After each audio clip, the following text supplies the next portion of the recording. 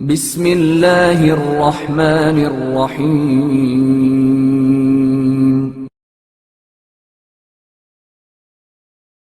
مفلسی میں بھی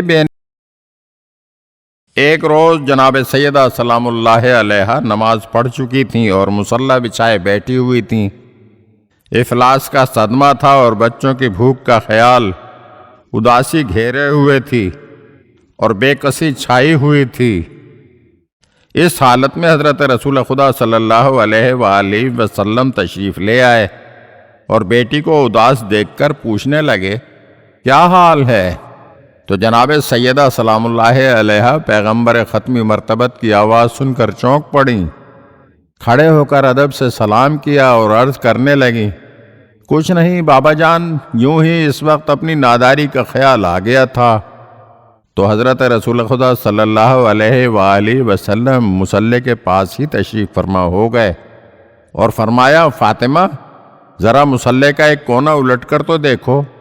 تو جناب سیدہ سلام اللہ علیہ نے حکم کی تعمیل کی اور مصلی کا ایک کونا الٹ کر جو دیکھا تو اس کے نیچے سونے چاندی کا ایک ڈھیر نظر آیا۔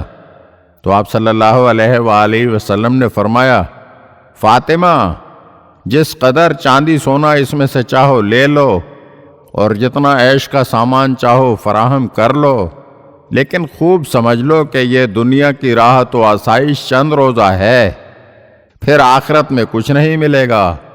اب تمہیں اختیار ہے، چاہے دنیا میں لے لو چاہے آخرت کے لیے بچا رکھو۔ تو جناب فاطمہ سلام اللہ علیہ نے عرض کیا، مجھے دولت دنیا کی ضرورت نہیں۔ یہ کہہ کر آپ نے اپنے مصلی کا کونا سیدھا کر دیا۔